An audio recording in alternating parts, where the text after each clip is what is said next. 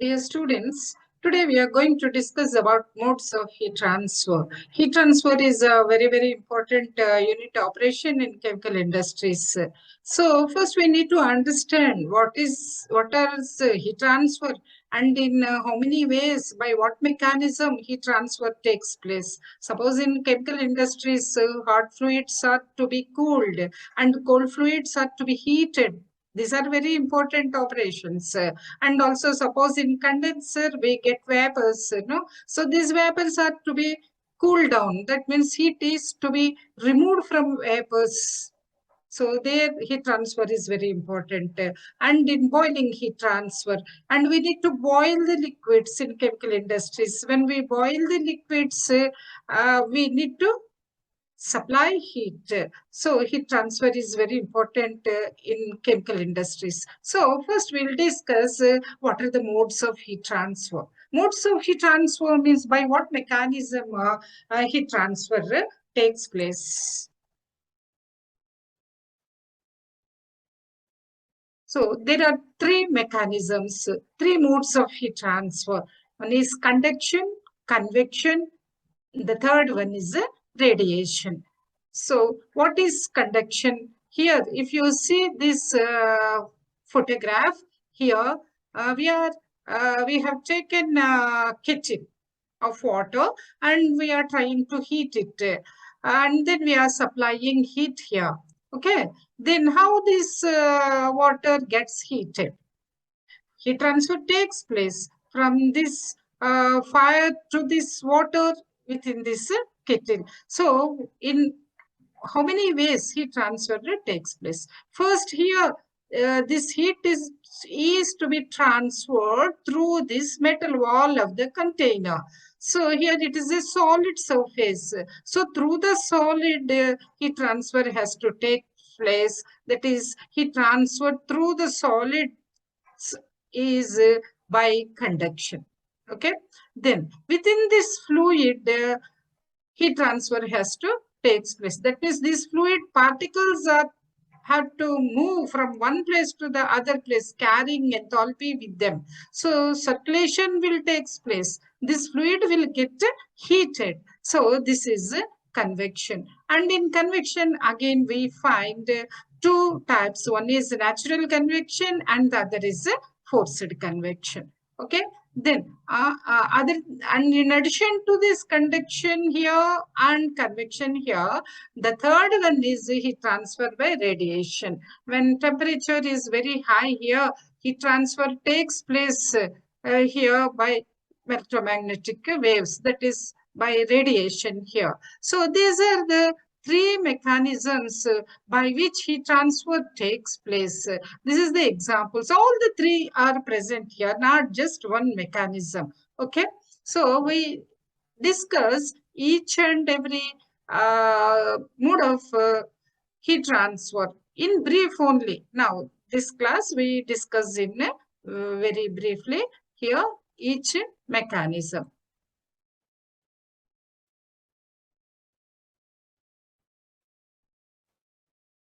Now, first type of mechanism, that is conduction. So, conduction means that conduction takes place in solids. For example, you consider this metal rod. Okay, it is a metal rod, that is solid particles here. Now, heat one end of this metal rod. Heat one end of this metal rod. Then heat transfer starts taking place to the other end. This red region indicates hot and this blue one indicates cold. So here now, because we are supplying at this end, here first this part gets heated. So this is at higher temperature and this is at a lower temperature. So heat transfer takes place from higher temperature to lower temperature. Here the speciality of heat transfer within this rod is the particles will not move openly or directly. There won't be any movement of the part. It's a solid, isn't it? So all the particles are tightly packed within the solid. So particles will not be moving. Okay. But heat transfer is taking place. Then how? It is by vibration of the particles. That is, by movement of the electrons, heat transfer takes place within the solids. Okay, like how electricity flows through the copper wires here. Here also, in the same way, heat transfer takes place from a region of higher temperature to the region of lower temperature without movement of the actual particles, but due to vibration of the particles and because of this electrons movement, here heat transfer takes place. Okay, so conduction, the very special feature of conduction is particles will not be moving, that but still heat transfer takes place from one particle to the other particle. This is conduction. So the mechanism by which heat transfer takes place from higher temperature to a lower temperature without actual movement of the particles, that is the conduction. Then what are the examples for it? Heat transfer through a metal rod. This is what we have discussed just now.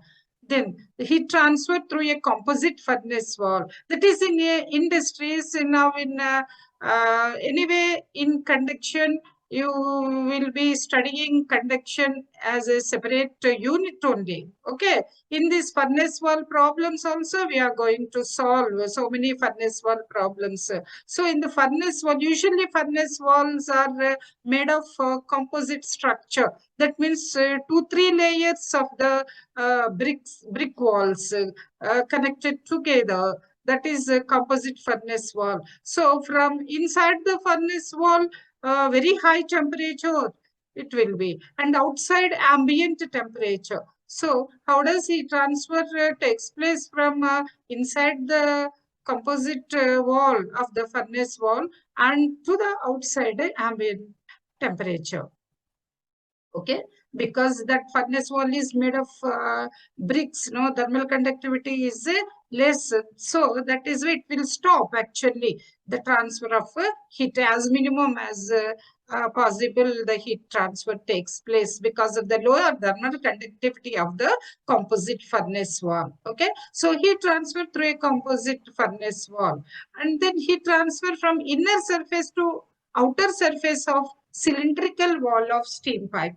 Actually, steam pipes are very common, and we use in so many steam pipes because steam heating using steam is very important in the chemical industry. So we use, if you look at any diagram or any image of the chemical industry, you can see so many pipelines.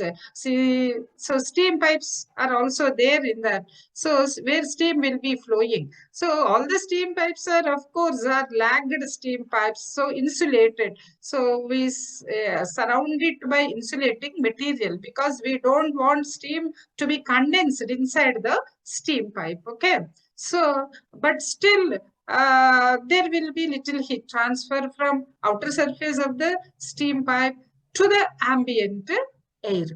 Okay, so first through the surface of the steam pipe, through the surface of the steam pipe, heat transfer takes place by conduction. Then from the outer surface of the steam pipe to the ambient air, heat transfer takes place by convection and radiation. That at the end, this example we will discuss. Okay, so this is conduction.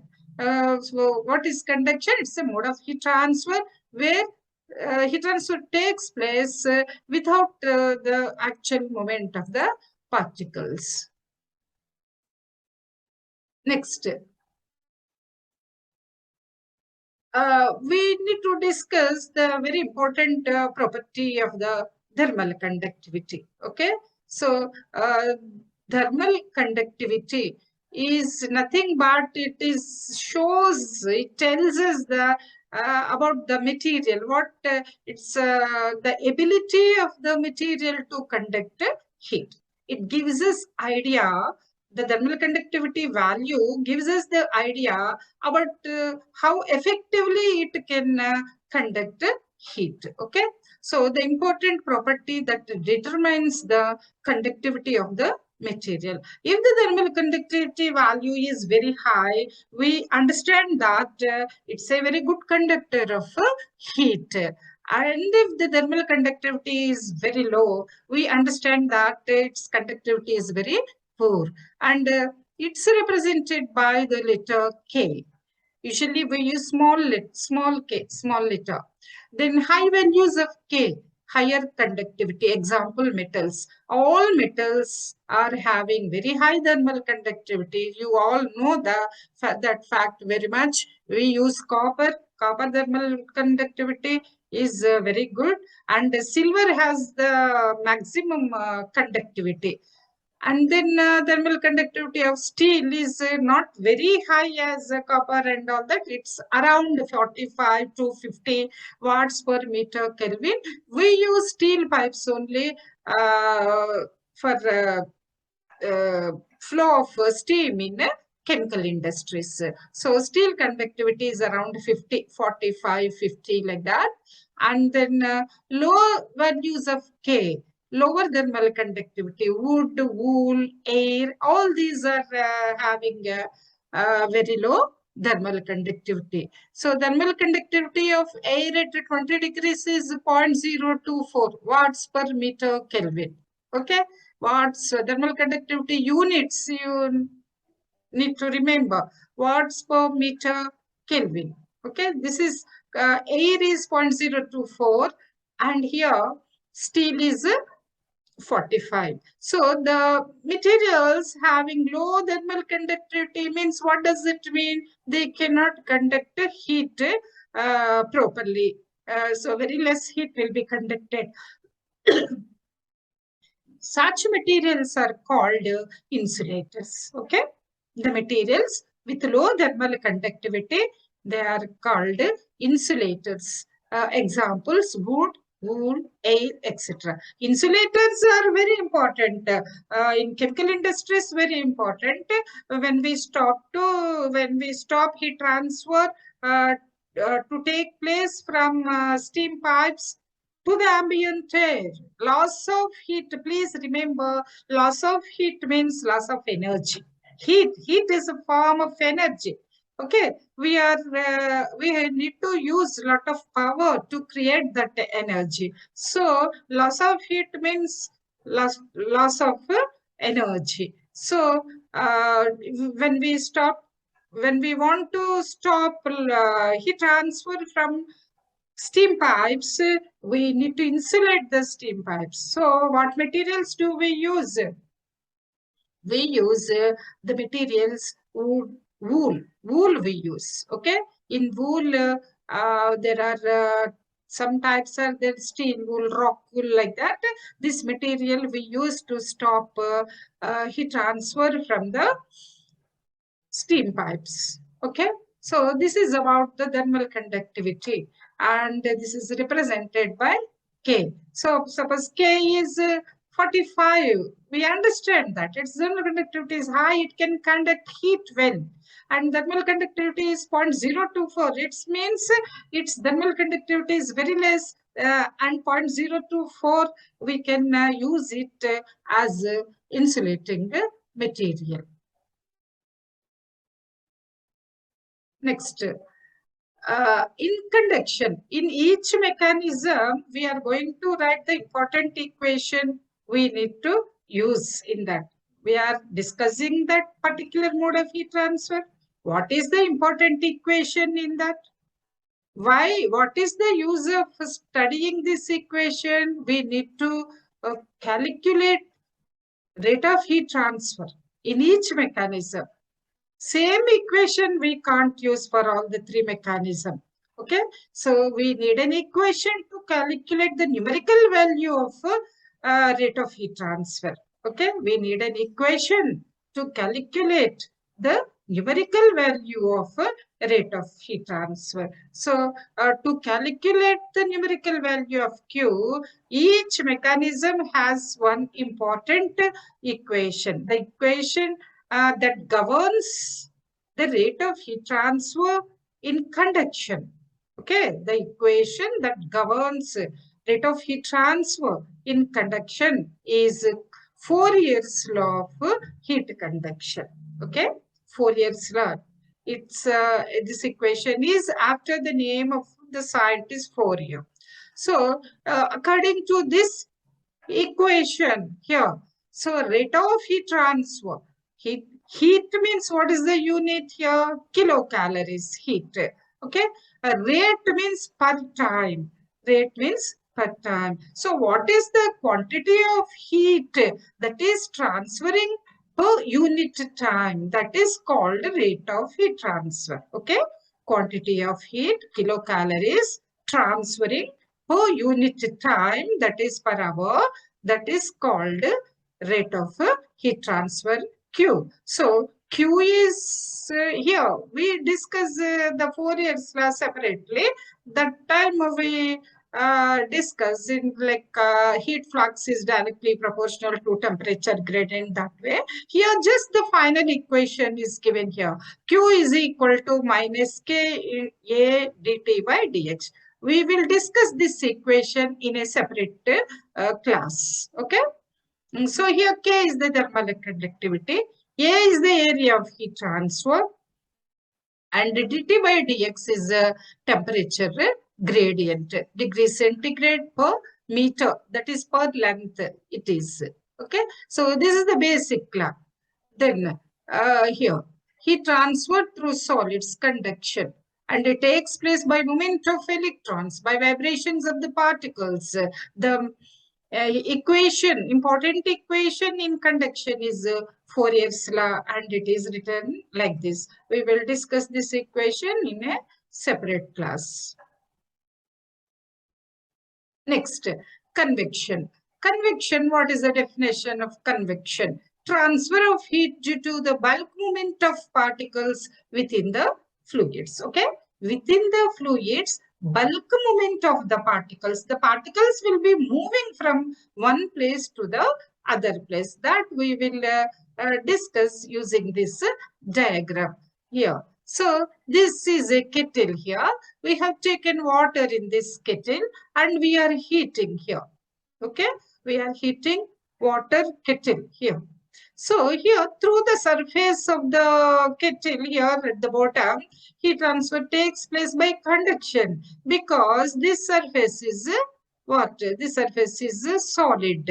Then after this here, this particles here, water within this water particles will be moving from one place to the other place. When this some particle here, we will discuss how heat transfer takes place. First, the layer of water here, the particles near the bottom surface. Okay, the particles near the bottom surface gets heated first.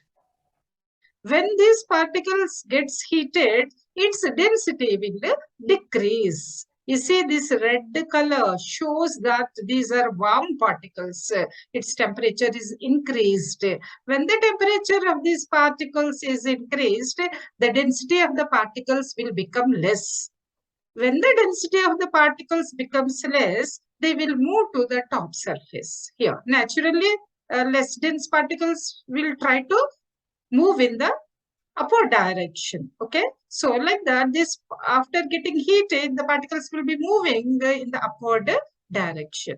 Then this space is occupied by the cold particles. This blue line arrow marks indicates cold particles. Then this space is occupied by the cold. Again, these cold particles will get heated.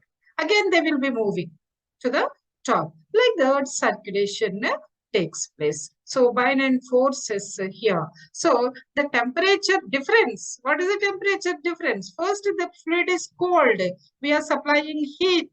So the particles are getting heated. So here less temperature, here more temperature. So this temperature difference is causing density difference, and density difference is causing here. Because of the density difference, binding forces will result, and hence the circulation will take place, circulation of the particles. Like that, heat will be transferred from one part to the other part naturally without using any external force. Okay, we are not using any agitator or nothing we are doing. Just by natural force and just by density difference, heat transfer is taking place. This is called natural convection. Okay, in convection, in particles will carry along with them the enthalpy, that is the heat content, from one place to the other place. And this is two types, two ways here, that is natural convection and forced convection. So in natural convection, heat transfer takes place only due to density difference. No external force is applied. So that is the example. That's heating of water is the example of natural convection. Okay. Next, forced convection. Forced convection means external force is used. Okay. Forced convection means external force is used. So external force is used to aid the movement of particles which carry enthalpy with them. Here also the particles will be moving from one place to the other place. But to aid the movement, we are using some external force. So here you look at this. This is the natural convection. No external force is there. Just circulation is taking place because of the density differences which arise from temperature differences. No external force. Here, if you observe this, an agitator, we are storing it. Okay, we are using a stirrer to circulate. That means we are speeding up the circulation process. Here, naturally, because by itself it has to take place, the rate of heat transfer will be less. Here, we are using an agitator and we are speeding up the circulation process. So, the rate of heat transfer will be more compared to this uh, natural convection. So, if you use an external force, it becomes a forced convection. In chemical industries, fluids will be flowing through the pipelines, isn't it? That is, suppose heat exchangers. Afterwards, you will study the construction and working of the heat exchangers. In heat exchangers, through the pipelines, we need to send the fluids. So we use a pump here, hard fluids and cold fluids. We use a pump. Then, because we are using the pump here for the fluid flow, so the convection is forced convection. So the basic law of convection is Newton's law. You need to know which law is important in which mechanism. Conduction means immediately should be able to say Fourier's law. Okay. Convection means you should be able to tell the law, the most important law, that is the Newton's law, which governs the mechanism of convection. So that is Q is equal to HA delta T, where H is heat transfer coefficient, A is area of heat transfer.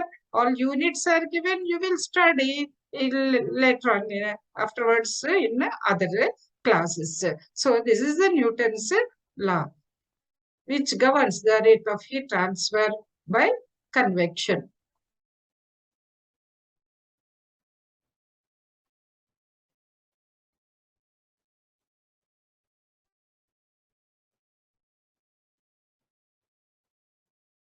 So next mechanism of heat transfer is radiation. Okay, what is radiation? Definition is transfer of heat through space by electromagnetic waves. Whenever we think of radiation, we remember the heat transfer that is taking place in nature, that is from sun. How the heat transfer is taking place due to electromagnetic waves. There is no necessity of medium here. The usually at higher temperature, radiation predominates. So that is radiation. Examples, heat from here. This is the natural example from sun. And the other examples are heat from a stove burner here or anything. See here, fire is there, and here heat transfer is taking place, and we are feeling it, isn't it? If you keep your palms or your hands just near to that, you need not, you are not touching it, isn't it? You just feel the heat, that is radiation heat transfer. So what is the basic law of heat transfer in radiation? That is Stephen Boltzmann's law. Okay, Stephen Boltz. Here also Q. In all the three, are you observing? In all the three mechanisms, Q equation, left hand side is Q only, rate of heat transfer. So in afterwards class, other classes, you will understand what is the application of this equation, how to use this equation to calculate Q and numerical problems and all that. So Q is equal to sigma A T power 4. If you see, T is 4th power of the absolute temperature. Here, the very important care you need to take is T. Always you need to substitute in absolute temperature, that is Kelvin only. Okay, this sigma is Stephen Boltzmann's constant. Its value is 5.67 into 10 to the power minus 8 watts per meter square Kelvin per 4. Area is of heat transfer.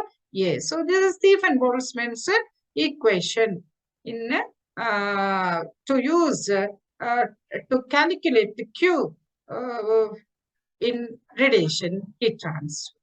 Okay, so these are all the three modes of heat transfer: conduction, convection, and radiation. Conduction in solids, convection in fluids. Okay, and the radiation takes place anywhere, wherever high temperatures are there. Here, then conduction and convection. In both this, means there is one basic difference here. Conduction and convection, they fall together in one category. If you think like that, radiation some other category. There is one very important difference here. That is in conduction and also in convection, difference of temperature of two bodies is important. Whereas in radiation, level of temperature of the body is important. That means at what temperature the surface is. Is it at 30 degrees centigrade, or if the surface is at 80 degrees centigrade, like that.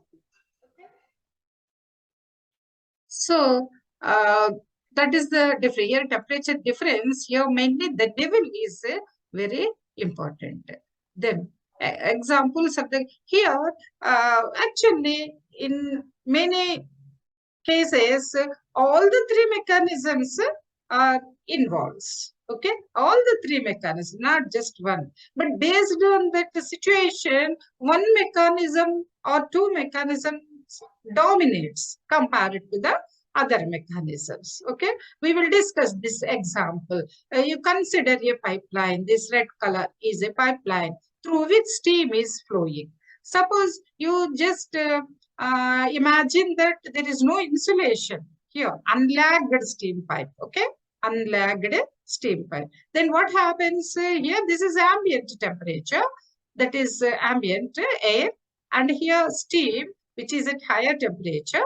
Then heat transfer takes place from inside the pipe to the ambient air. Then by what mechanism heat transfer takes place? Here, this is a solid wall of the steam pipe. Okay, this is solid wall of the steam pipe. So through the solid takes place by conduction.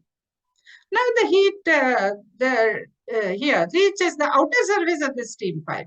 So from the outer surface of the steam pipe to the ambient air, here both by convection and also by radiation. Here air is there, ambient air. So convection, that is through fluid, that is air, convection, and also radiation, because this is at some level of temperature is higher here. So through the wall conduction, from outer surface of the wall to the ambient air is by convection and radiation. So all the three mechanisms are involving when we consider the loss of heat from steam pipe to the ambient air. Okay. So This is the combined heat transfer, we say. So all these three mechanisms we have discussed in brief. Afterwards, but then each mechanism we will discuss in detail, and what are the equations, how to calculate rate of heat transfer, etc. Thank you.